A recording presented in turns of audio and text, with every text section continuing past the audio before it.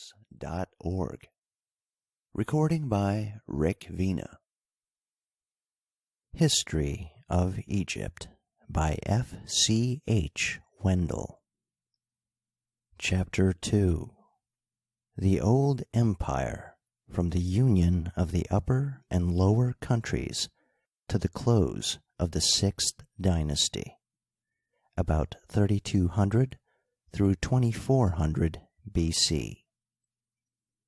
Section 1. The First Dynasty. Mena, 3200 BC. The great king who first united Upper and Lower Egypt into one country lived not later than 3200 BC. How many years earlier he lived we have no means of saying. He may have lived 500 or even 1,000 years earlier, but until we can assign him an accurately correct date, it is best to retain the one here given. Naturally, he occupies a high place in Egyptian tradition, being regarded as the first human king of the country. His birthplace was the small town of Teni, Greek Thys, near Abydos. This town was not, however, favorably located for the capital of a great empire, so Mena left it and removed the seat of the government to the city of Memphis, which lay on the Nile a little to the south of the apex of the delta. This city was the home of the god Ptah, who thus became the official head of the Egyptian pantheon. The site of this city was on the left bank of the Nile, a little above the modern city of Cairo. At the modern village of Mitrahin, a few mounds of rubbish and some scattered ruins still mark the place where once stood one of the greatest and richest cities of all antiquity. The Egyptian name of the city was Menefer, the good or beautiful abode, from which the Greek name Memphis, by which we designate the city, was derived. Every city of ancient Egypt had two names, a common or profane name, and a sacred name, derived either from the name of its god or from some mythological event located at it. The sacred name of Menefer was Het-Ka-Ptah, the abode of the spirit of Ptah. It was defended by a citadel called Anbu-Hetch, the White Wall. The city itself was probably far older than the time of Mena, but in transferring the capital to it, the king naturally greatly enlarged it, and came to be considered first its benefactor, and later on its founder. What we know of this king has come to us through the Greek historians and Manetho. All that is usually ascribed to the founders of empire is ascribed to him. The legends related of him are mostly absurd. He is said to have founded the temple of Ptah at Memphis, which was the first Egyptian temple, to have first organized the temple ritual, and to have introduced the cult of the Apis bull, all of which stories are alike incredible. As above noted, Memphis and its cult existed long before Mena's time. He is also said to have invented the alphabet. The most absurd story is that told by Diodorus, who relates that the king had once upon a time, when pursued by his own hounds, fled into Lake Maris, and had been brought to shore by a crocodile, and in gratitude for this rescue he had built Crocodilopolis on the lake shore, had instituted the crocodile cult, and given over the lake to these saurians. Then he had built a pyramid here for his tomb, and had founded the celebrated labyrinth. In reality, the lake did not yet exist in these early times, having been built by Amenhetep III almost 2,000 years later. Crocodilopolis, the pyramid, and the labyrinth were built by this same pharaoh. Footnote: the word pharaoh, which was taken over into the modern languages from the Bible, is derived from the Egyptian word Perea, the great house, a common designation of the king. End footnote. Almost as absurd is the legend that he was an effeminate king, devoted to the pleasures of the table, and had first taught his subjects to take a reclining posture while eating. In the first place, founders of empire are not made of such stuff, and in the second place, the custom in Egypt was not to recline, but to sit at table. The king is also represented as a patron of poets. More trustworthy is what Manetho tells us of this king. He was a mighty warrior who campaigned in Libya and was killed by a hippopotamus. This agrees well with what we would expect of a founder of empire. He was a warlike ruler and was killed while hunting. According to Manetho, he ruled about 60 years. Teta, whom the Greek writers called Atathis I, succeeded Mena. According to the extract from Manetho, made by Africanus, he ruled 57 years. According to that made by Eusebius, he reigned only 27. Manetho relates that he built the citadel of Memphis and wrote a work on anatomy. This latter notice is to some extent confirmed by a passage of the medical Papyrus Ebers, in which a hair restorer is said to have been invented by Shesh, the mother of our ruler. A two-headed crane is said to have appeared in his reign, a phenomenon that presaged a long period of prosperity. Of Atet, Atathis II, whom Manetho called Kenkenes, nothing is known beyond the fact that he ruled 32 years. In the reign of Ata, the Ouenephes of Manetho, who ruled 23 years, a great famine prevailed in Egypt. He is said to have erected a pyramid at Kochome, near Saqqara. Hesepti, the Usaphaides of Manetho, who ruled 20 years, is quite a literary character among these kings. A remedy for leprosy, which was afterward copied in a medical papyrus preserved in Berlin and in the Papyrus Ebers, is said to date from his reign. Numerous copies of the 64th chapter of the Book of the Dead assert that this chapter was discovered in his reign, and not in that of Mycerinos, while all copies agree that the 130th chapter dates from this reign. Merbapen, the Miebidos of Manetho, reigned 19 years. He must have been quite an important ruler, for the list of kings discovered at Saqqara begins with his name. Sementa, the Semempses of Manetho, ruled 18 years. It is related that many miracles took place in his reign, and that a great plague almost depopulated the land. Of Kebhu, the Bienches of Manetho, we know only that he ruled 26 years. Section 2.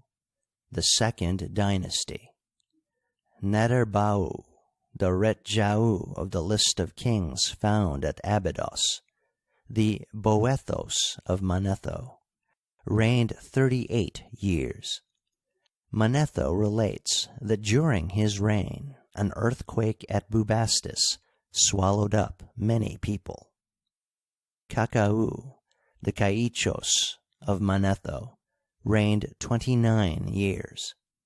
According to Manetho, he introduced the cult of the Apis bull at Memphis, that of the Menevis bull at Heliopolis, and that of the ram at Mendes.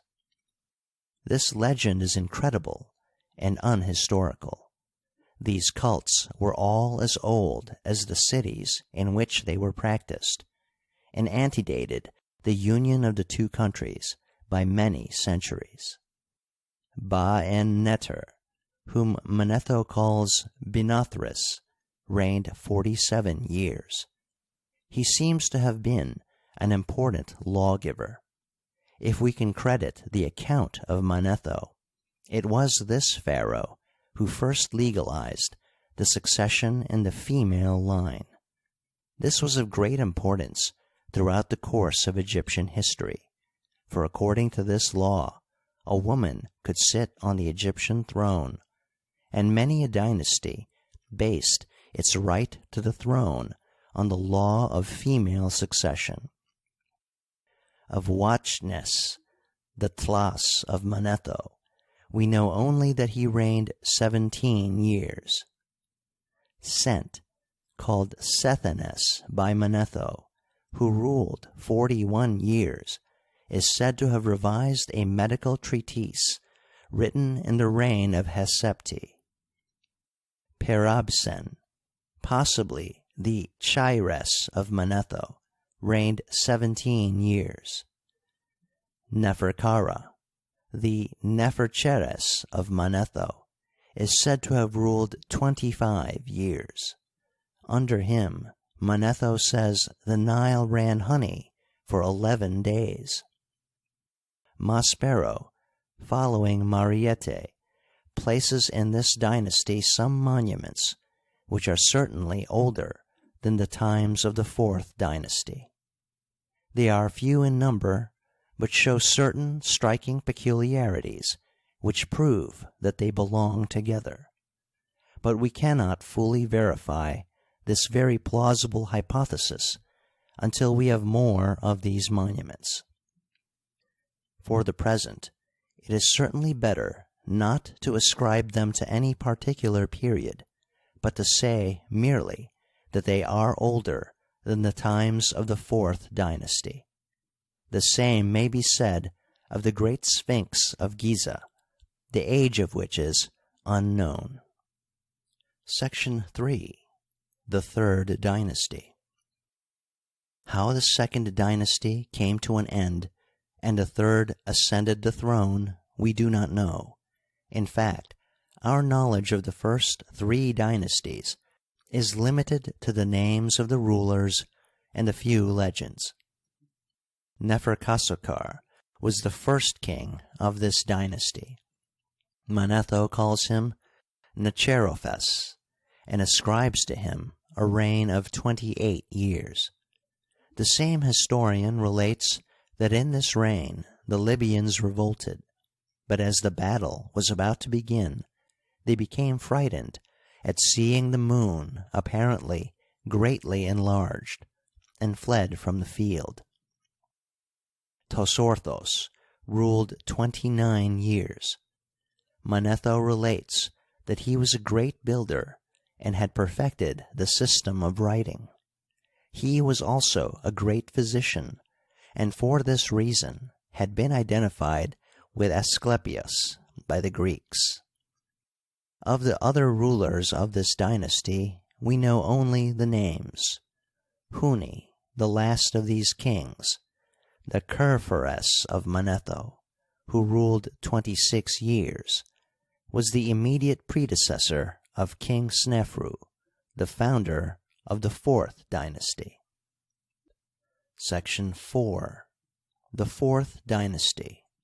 The Pyramid Builders, about 2830 through 2700 BC. Snefru, 2830 through 2806 BC, the founder of the fourth dynasty, ascended the throne about 2830 BC. The change of dynasty seems to have been peaceably accomplished. Papyrus Pries, the only text that refers to it, remarks, quote, "Then King Huni died, and King Snefru became a beneficent ruler over the entire land." End quote. He is the first king from whose reign monuments have come down to us. He and his successors built for their tombs great pyramids, forming a line miles in length, from Giza on the north to Meidoum on the south. King Snefru, in all probability, is buried in the pyramid of Meidoum, about which lie the tombs of many of his courtiers. The Egyptian name of the pyramid was Che. Its builder was Henka.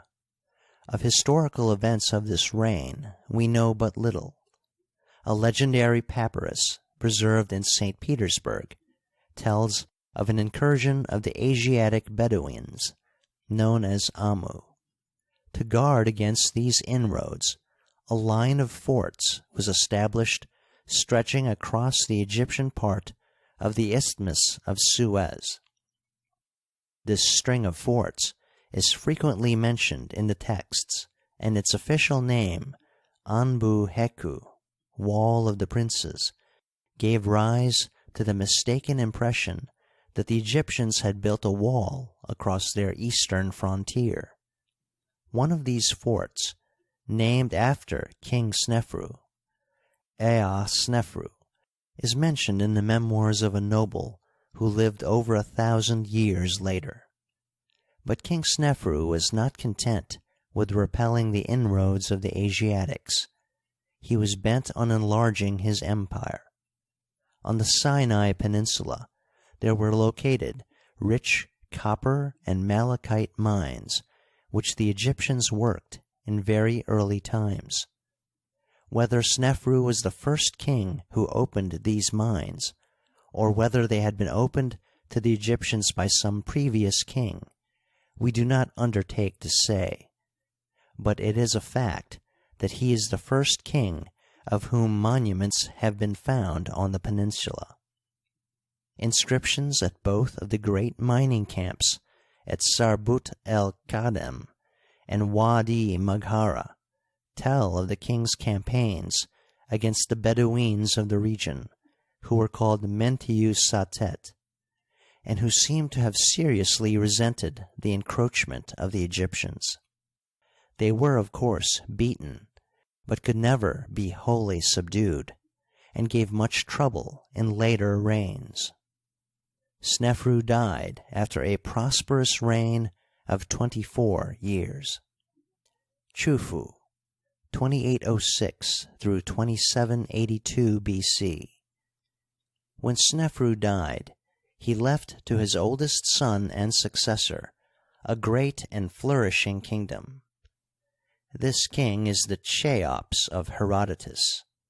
He is the builder of the largest of the three great pyramids of Giza, the measurements of which are side of square base, originally 764 feet, at present 746 feet.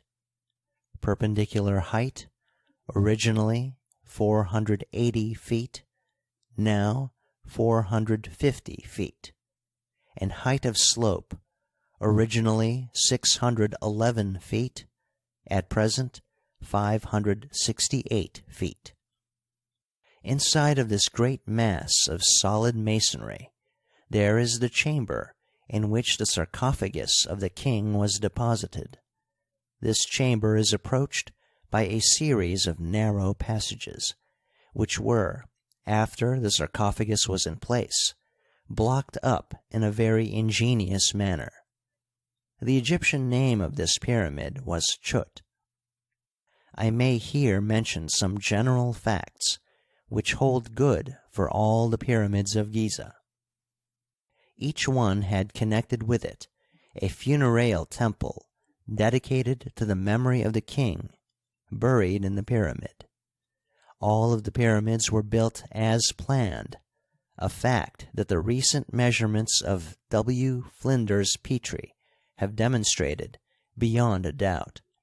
Thus, the old theory that every king, when he ascended the throne, began a pyramid of moderate proportions and gradually enlarged it as he found he had the time, is exploded.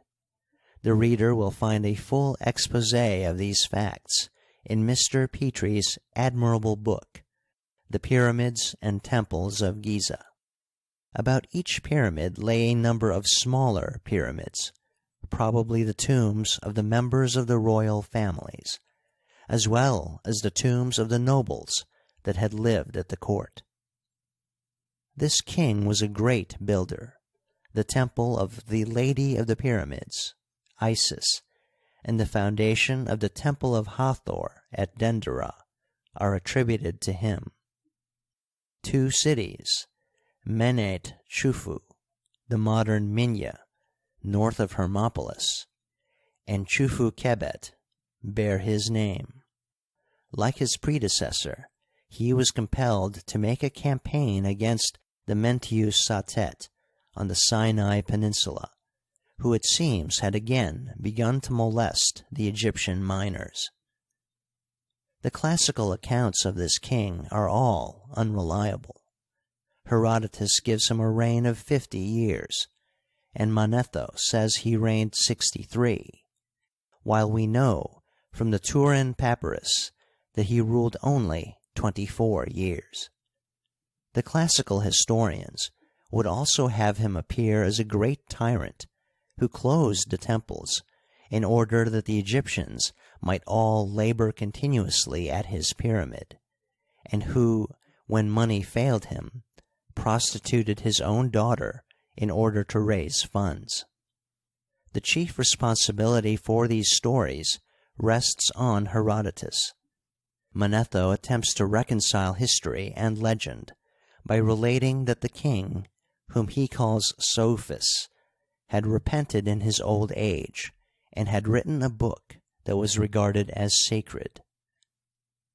Radadef, 2782 through 2759 BC, the son and successor of Chufu, who ruled 23 years, did not build a pyramid. Why he departed from the custom begun by his two predecessors we cannot say. Perhaps the forces and resources of the kingdom were otherwise employed.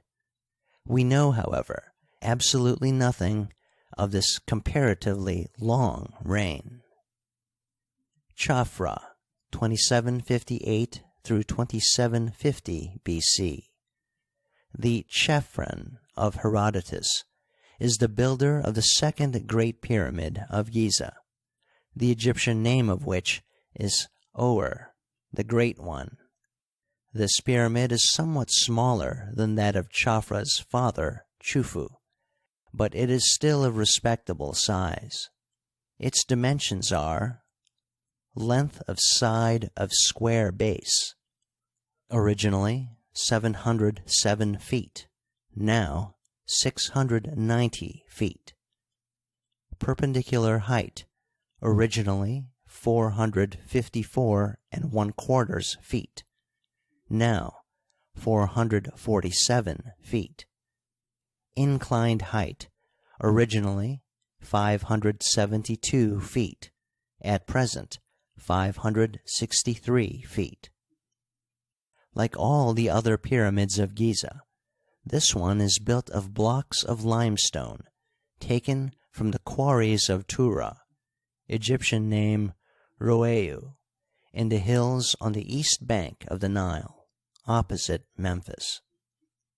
All the pyramids were built so that their sides resembled great steps, and then these steps were filled in with granite blocks, so placed that they formed a smooth, continuous, inclined surface.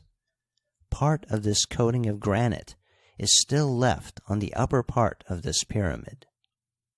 Before this pyramid, a little to the south of the Great Sphinx, there stands a large temple built of granite and alabaster, which was most probably erected at Chafra's order. The fact that it stands in front of his pyramid proves conclusively that it was built after that structure. In a well in the interior of this temple were found the fragments of 9 exquisitely wrought diorite statues of the king. 7 of these are at present in the Museum of Boulaq, one of them being almost unharmed. How these statues got in the well we do not know. The temple itself is also a mystery. It may have been Chafra's funereal temple, but it may just as well have been erected to the Sphinx, the image of Reharmachis, or to any other deity. Of him also the classical historians relate that he was a great tyrant, who systematically oppressed his subjects in order to be able to complete his great pyramid. But there is absolutely no foundation for these stories. He died after a reign of only 8 years. Menkaure, 2749 through 2724 BC. The Mycerinos of Herodotus succeeded Chafra. Herodotus tells us this pharaoh was celebrated for his great piety and righteousness, and the Egyptian monuments bear this out. They tell us that he sent out his son Hordedef to inspect the temples of the land, and that while on this tour of inspection the prince had discovered the 64th chapter of the Book of the Dead at Hermopolis, Chmunu. Some copies of the 30th chapter of the same compilation state that it also was found in this reign. Several later texts mention this prince. The celebrated Minstrel's Song quotes one of his sayings, and a letter written in the time of Ramses II speaks of the difficulty of understanding his writings. The story, related by some Greek authors, that the oracle of Buto had predicted to him that he would die young, and that he had consequently spent day and night in dissipation in order to double his life, is utterly untrustworthy. His tomb is the third and smallest of the pyramids of Giza. Its dimensions are: side of square base, 354.5 feet; perpendicular height, originally 218 feet, now 203 feet; height of incline, originally 278 feet, now 261 feet.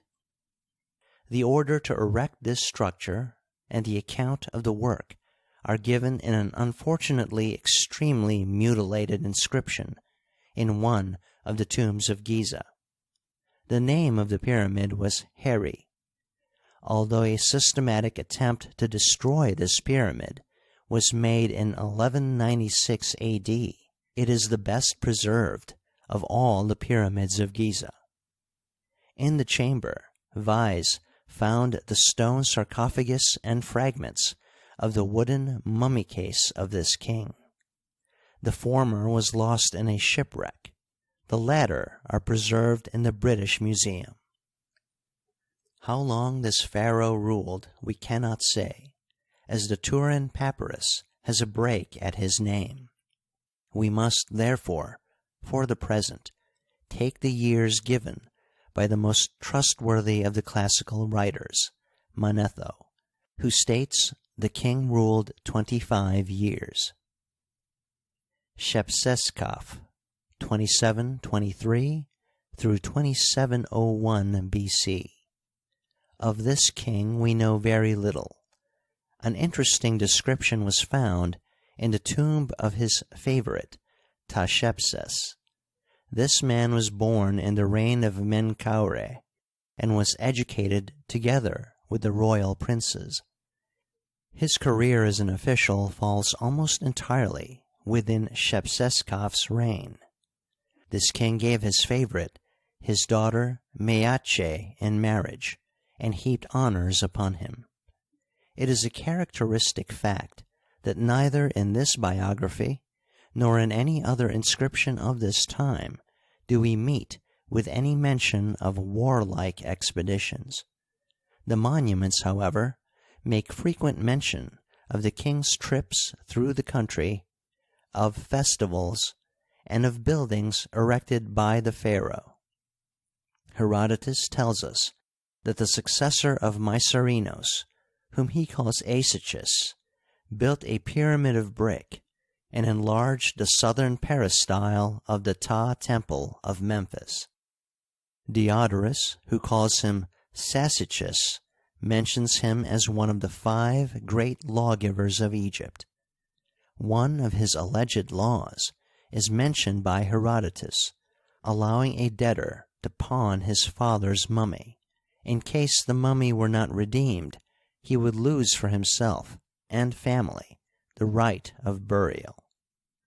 Diodorus also states that this pharaoh regulated the ritual and invented geometry and the art of observing the stars. Of these stories, it is safe to accept only what relates to the building operations of the king. According to Manetho, he ruled 22 years.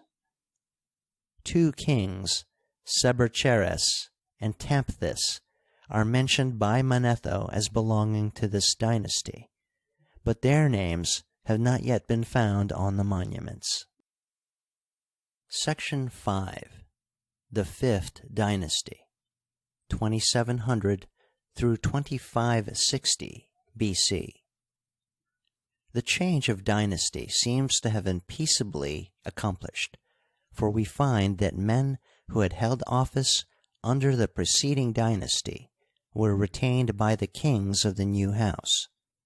Possibly the direct male line had died out, and the new line came to the throne by the right of female succession. Userkaf, 2700 through 2693 BC. The first king of this dynasty was the immediate successor of Shepseskaf, as is proved by the inscription of Sechemkare, who held official positions under kings Chafra, Menkaure, Shepseskaf, Userkaf, and Sahure. All we know of this pharaoh is that he ruled 7 years and was buried in a pyramid called Abasu. Sahure, 2692 through 2680 BC, had to repel inroads of the Mentiu Satet, who had again begun to molest the Egyptian miners on the Sinai Peninsula. He founded the city of Persahure, north of Esne, and built a temple to the goddess Sochet, the wife of Ptah, in Memphis. His pyramid, Cheba, lies north of Abusir.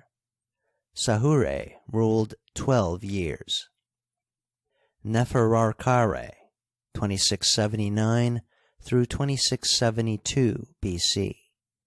The successor of Sahure is called Kaka in the list of Abydos. He died after a reign of 7 years and was buried in a pyramid called Ba. Of Shepseskare, 2761 through 2759 BC, we know only that he reigned 12 years. Of Ahtes we know nothing. Neferbare reigned probably 10 years. Akauhor is another ruler of whom we know absolutely nothing. An, whose pronomen was Userenre, was the first king to adopt a throne name. Hitherto, the kings had kept the names they had borne as princes, but now the kings took a new name on ascending the throne. This name was always compounded with the name of the god Ra, and was the official name of the ruler, by which he was designated in all state documents.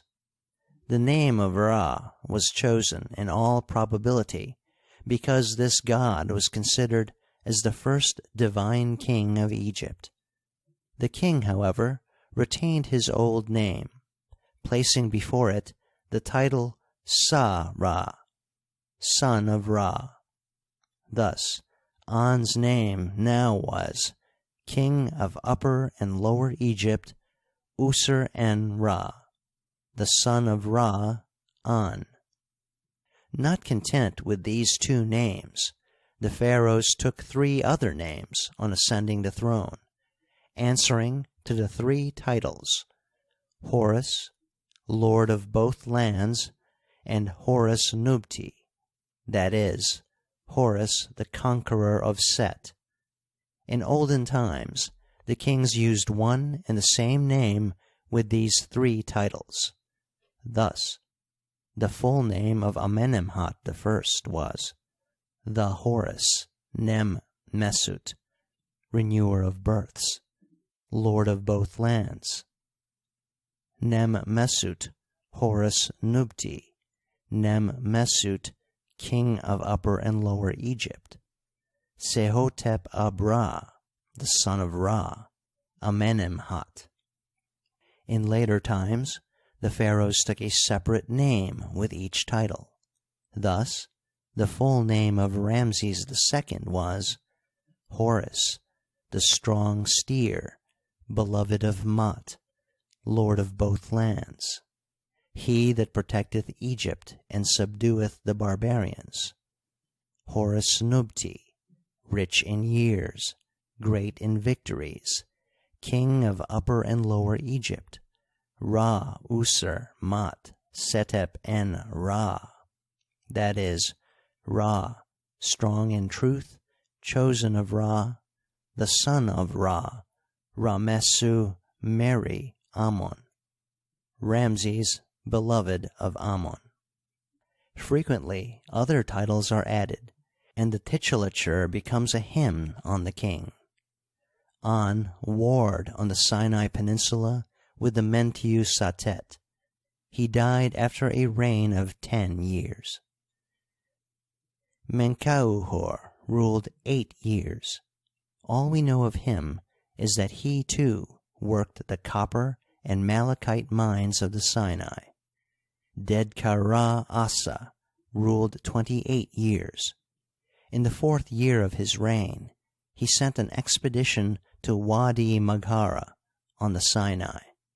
He is the first pharaoh whose name we meet with in the quarries of the Wadi Hammamat, although undoubtedly already King Chafra worked them. Unas was the last king of this dynasty. With his name, the Turin Papyrus concludes a division and sums up the number of years since Mena, in all 650. It thus would seem that his death marked an epoch in Egyptian history, but our information about this period is so meager that we cannot say what great event can have taken place at this time.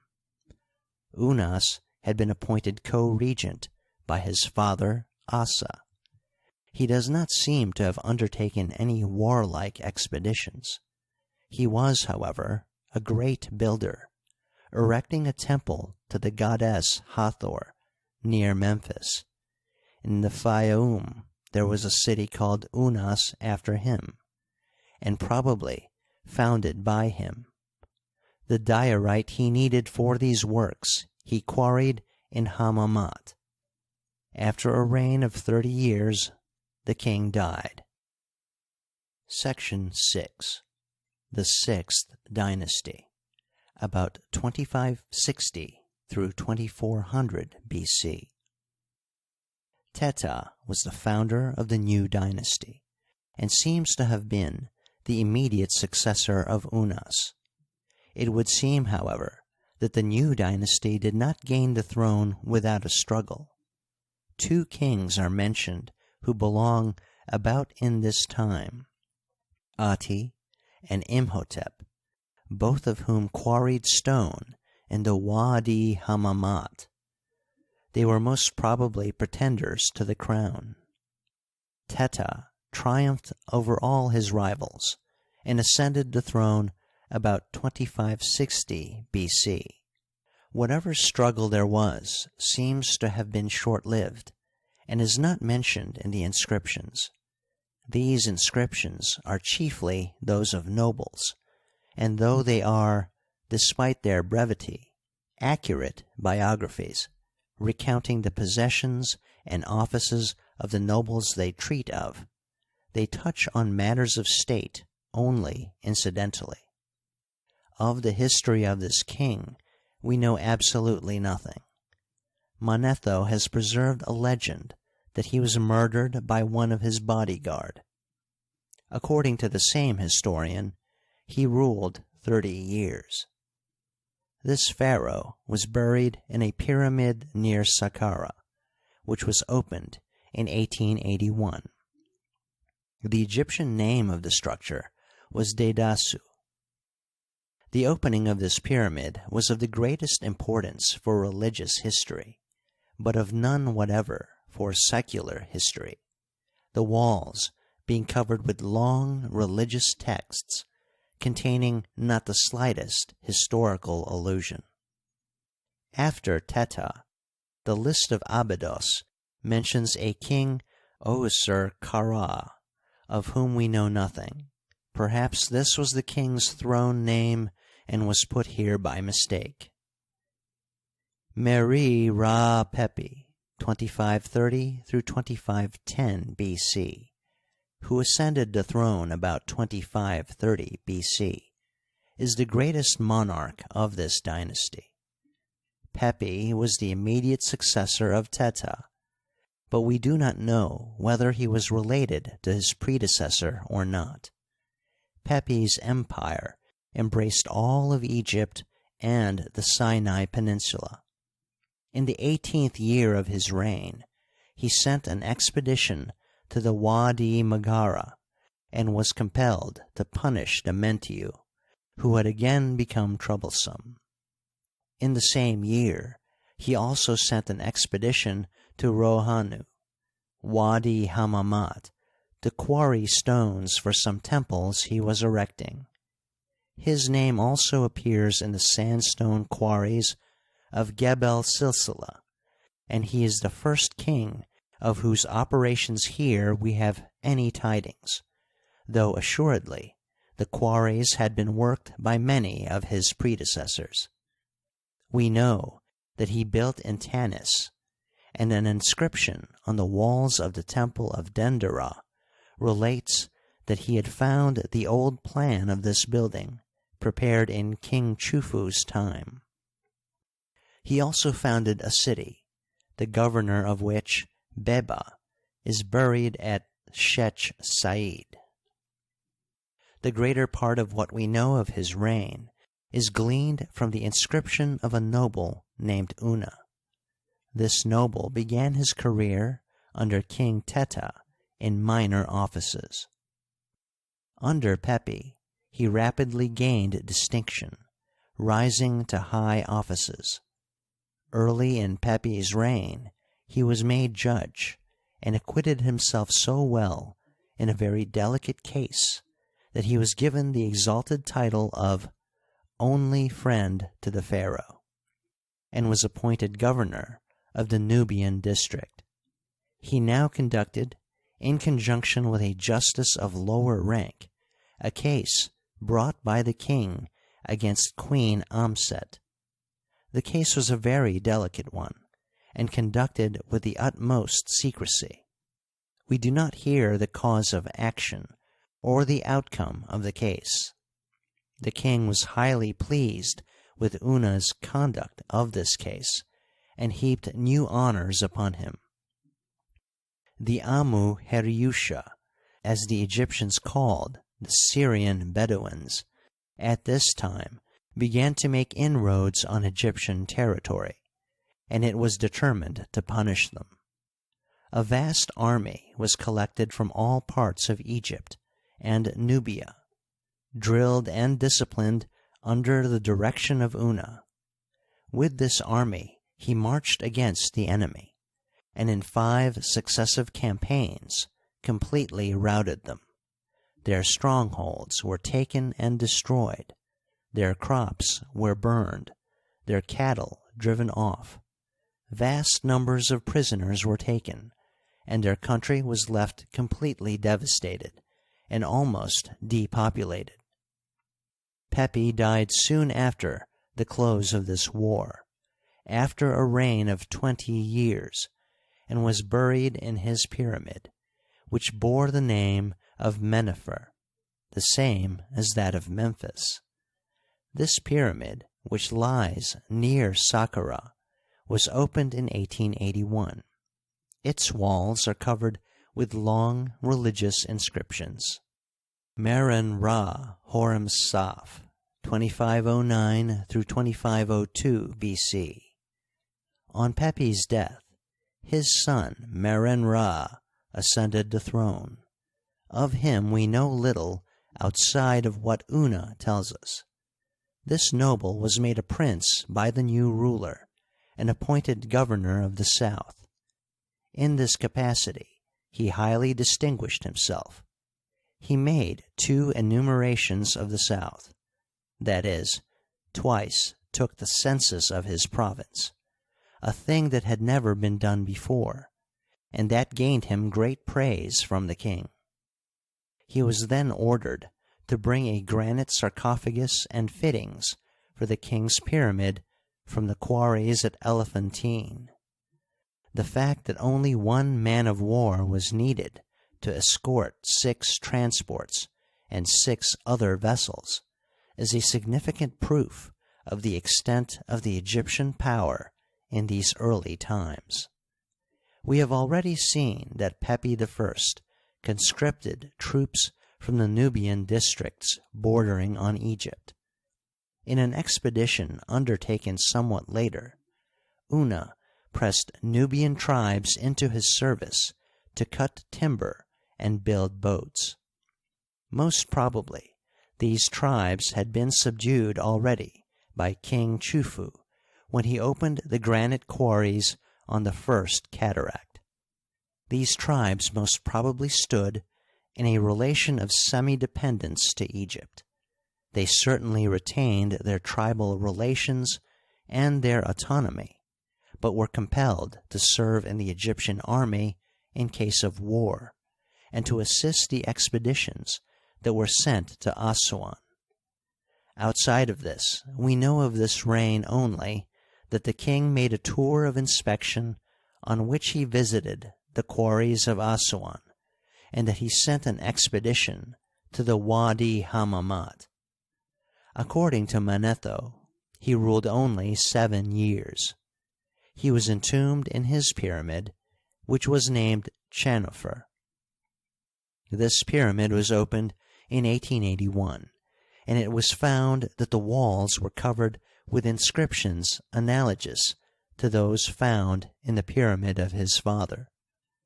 In the sarcophagus chamber was found the carefully embalmed and well-preserved mummy of the king, which was brought to Boulaq. The body is that of a young man, which well accords with the short reign ascribed to him by Manetho. Neferkare, Pepi II, 2501 through 2411 BC. On Meren-Ra's death, his brother Neferkare ascended the throne. He corresponds to Manetho's King Phiops, who ruled 100 years, as the Turin Papyrus gives Pepi II over 90 years. All that we know of him is that he sent an expedition to the copper mines of Wadi Maghara on the Sinai. This king was buried in a pyramid near Saqqara, the Egyptian name of which was Menanch. It was opened in 1881 and contained the same texts as the others. The close of this dynasty is shrouded in darkness. We know a few of the names belonging here, but of not one of the kings after Pepi II do we know the history. Thus, we hear of a king Ment-Em-Saf, a king Nephrus, and a king Ab.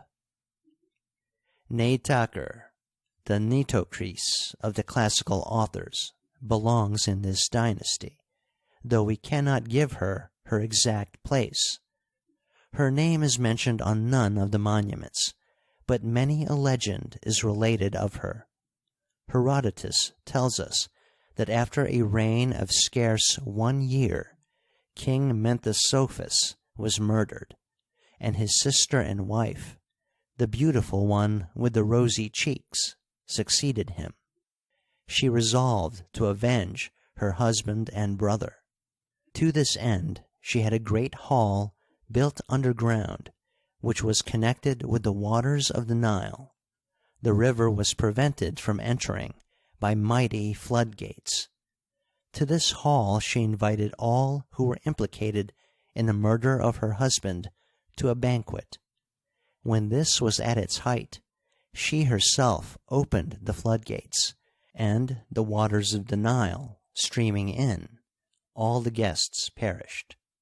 Then, to avoid the vengeance of the murderer's friends, she threw herself into a large chamber filled with glowing coal, and was burned up.